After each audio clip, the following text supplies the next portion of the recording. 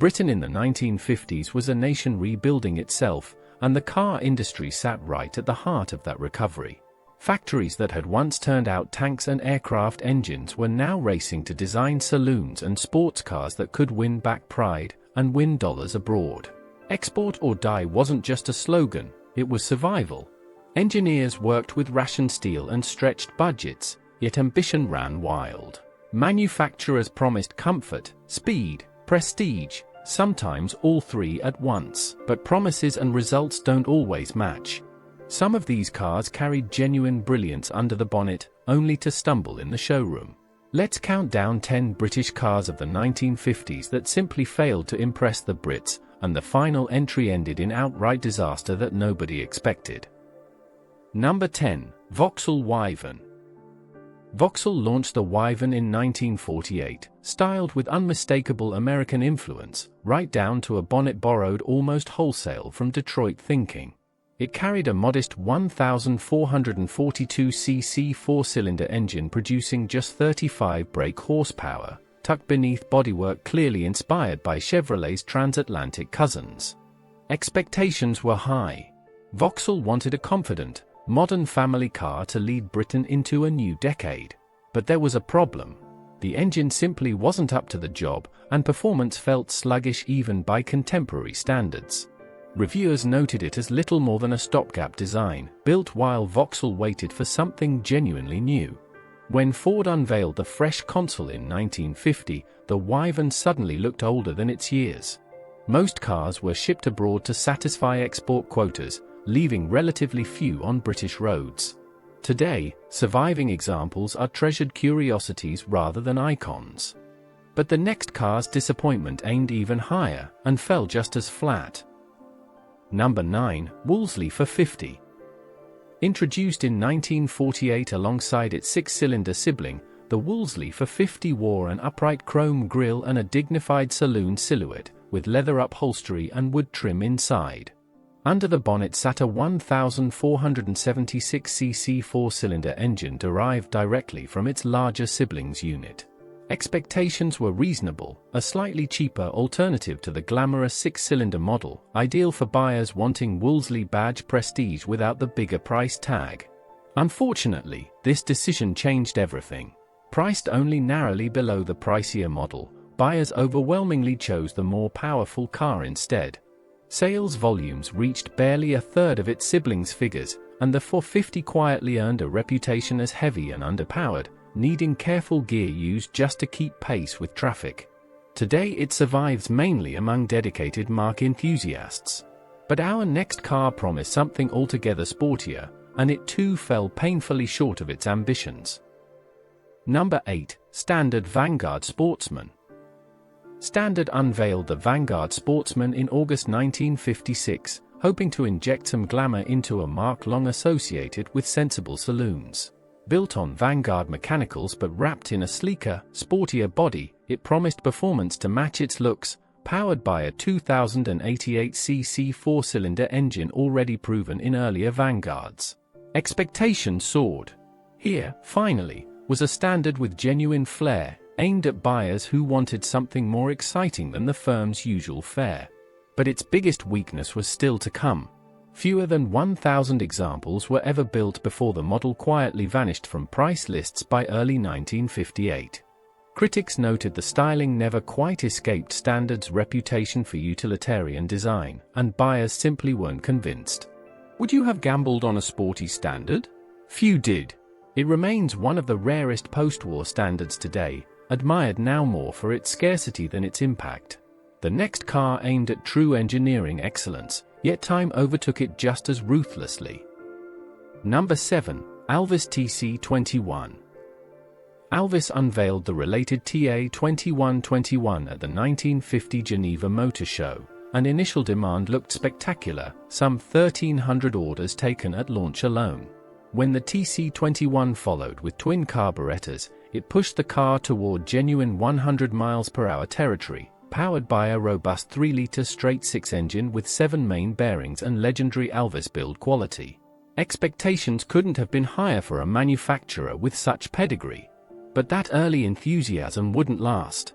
Beneath its handsome grille sat a body shape essentially unchanged since before the war, and as the decade progressed, that datedness became impossible to ignore. Purchase tax increases only made matters worse. Orders steadily dried up, and just over 2,000 examples of both models combined were built between 1950 and 1955. Have you ever seen one in person? They're rare today, cherished by connoisseurs who value substance over show. But our next entry chased glamour directly, aiming squarely at Jaguar's turf. Number 6. Daimler Conquest Roadster. Unveiled in 1953, the Daimler Conquest Roadster arrived with genuine sporting intent, powered by a 2.4-liter straight-six engine with an alloy cylinder head and twin SU carburetors, capable of a genuine 100 miles per hour. Daimler wanted a slice of the excitement Jaguar's XK120 had created, wrapped in traditional British craftsmanship.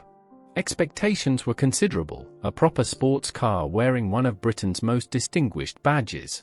Things became even more surprising than anyone predicted. The Roadster's pricing left it awkwardly stranded, costlier than Jaguar's genuinely thrilling XK120, yet without matching that car's outright glamour or performance reputation. Buyers weighing their options often looked elsewhere entirely. Can you imagine choosing prestige over outright thrill? Many couldn't justify it. Production numbers remained modest throughout its short run, and today it's remembered fondly as a beautiful curiosity rather than a genuine rival to Coventry's finest. But what came next earned an entirely different, far less flattering nickname. Number 5. Riley Pathfinder. Launched in 1953 as Riley's final in-house design, the Pathfinder looked every inch a proper sporting saloon, powered by a twin-cam 2.4-liter engine producing around 110 brake horsepower, capable of exceeding 100 miles per hour. Journalists praised its performance enthusiastically at launch, with Autosport's John Bolster calling it the finest Riley he'd ever driven. Expectations soared accordingly. But the real story lay hidden beneath that handsome bodywork. Early cars used a panhard rod suspension component that could shear from its mountings under hard cornering, sending test cars veering alarmingly off course.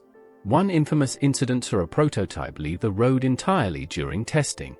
The car quickly earned an unfortunate nickname among police drivers and engineers alike, the Ditch Finder. Would you have trusted it through a fast bend? Many buyers hesitated. Though later production problems were largely resolved, the damage to reputation lingered for decades.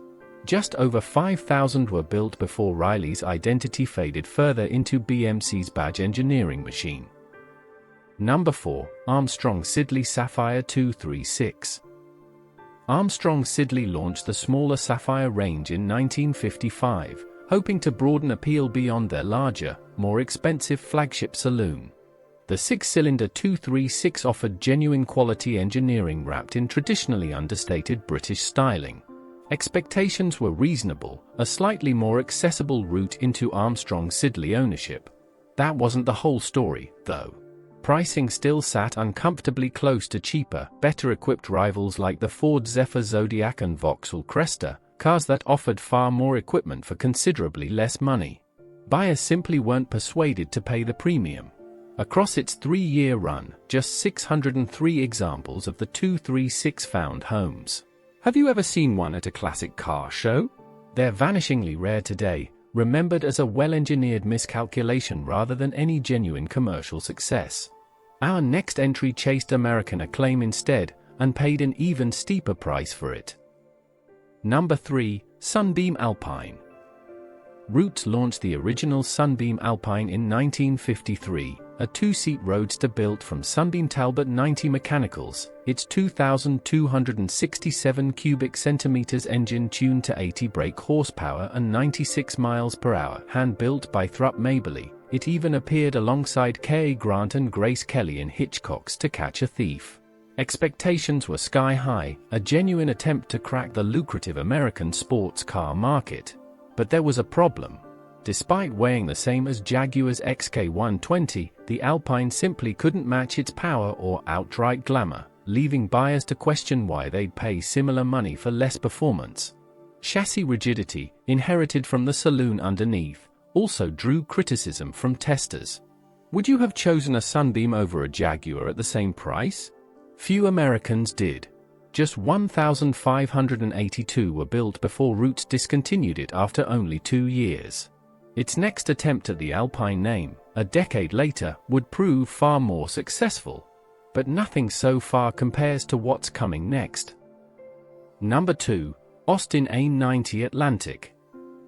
Austin launched the A90 Atlantic in 1948 with enormous ambition, a striking convertible aimed squarely at America, complete with power-operated hood, hydraulic windows, and flamboyant flying A-bonnet ornaments.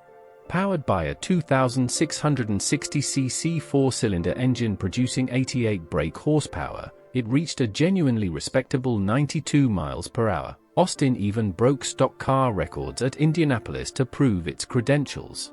Expectations couldn't have been grander. This was meant to conquer the world's biggest car market. But American buyers weren't impressed. The Atlantic felt smaller and considerably pricier than domestic rivals like Bic, while its four-cylinder engine seemed feeble against native V8s. Even a substantial price reduction couldn't shift stock. Of nearly 8,000 built, barely 350 sold in the United States. Meanwhile, Jaguar's sensational XK120 debuted at the very same show, stealing every headline Austin had hoped to claim. Would you have chosen flamboyant styling over genuine performance? American buyers didn't. Fewer than 30 roadworthy examples reportedly survive in Britain today. Yet even this spectacular miscalculation pales beside what happened to our final, most disastrous entry. Number 1. Jowett Javelin. Jowett's Javelin arrived in 1947 looking genuinely ahead of its time, a streamlined saloon powered by an innovative 1,486cc flat-foot engine with an aluminium block, capable of nearly 80 miles per hour while comfortably carrying 6 people. The Times praised its performance and original design enthusiastically, and an early example even won its class at the Monte Carlo Rally. Expectations were sky-high. This small Bradford firm seemed poised to challenge Britain's established giants. Unfortunately, this decision changed everything.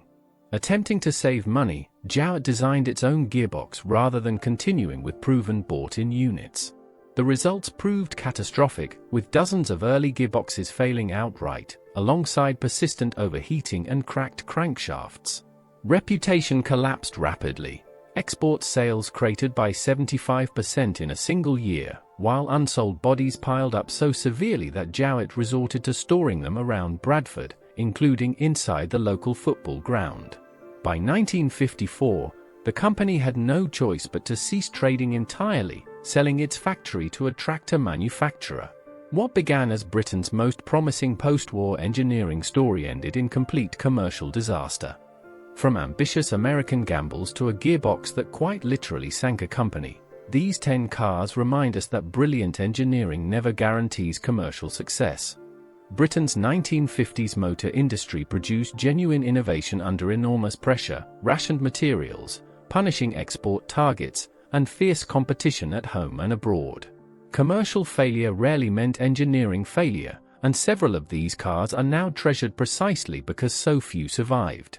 If you enjoyed this journey through Britain's forgotten motoring disappointments, give this video a like, subscribe to Britain Rewind for more overlooked automotive history, and tell us in the comments which forgotten British car deserves more recognition.